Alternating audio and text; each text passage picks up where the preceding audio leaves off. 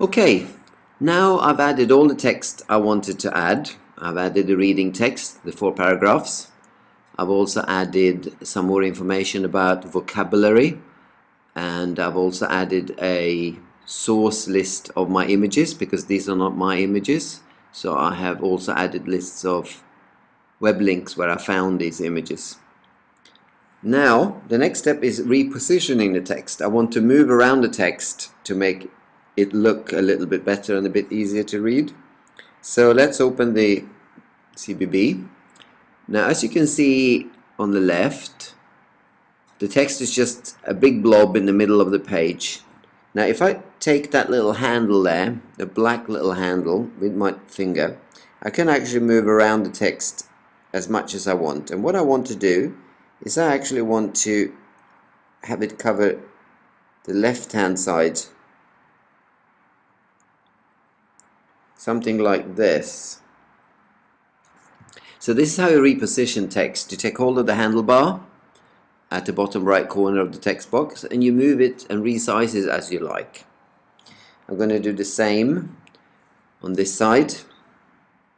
I also want this to be a bit like a column because I want it to work really well with the image. Something like this.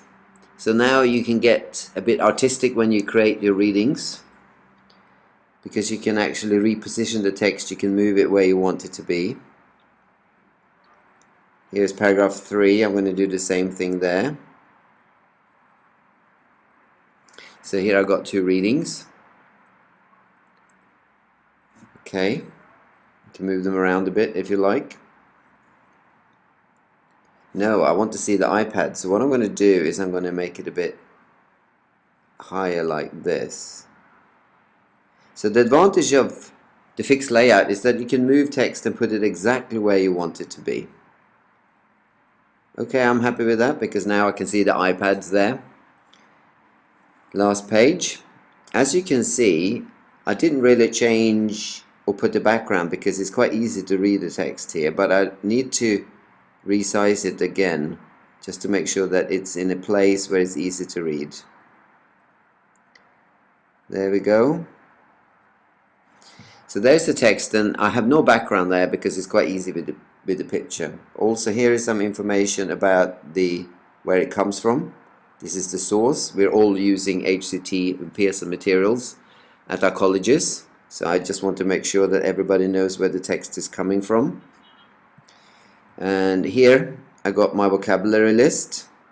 I'm doing the same again. These are the words that I want my students to focus on. So there you go. And on this page I got my vocabulary profile. What this is we've divided all the words in the reading into the CFR levels, A1, A2, B1, B2, in different colors. With this I've actually used pictures. And here's a task that I've put for my students. And then here are my image sources, because all these images that I've used so far are not mine images. They come from the internet. So I just copied and pasted the places on the internet where I found them. Okay. So now I've resized and positioned my text as I want it to be. And I think the special advantage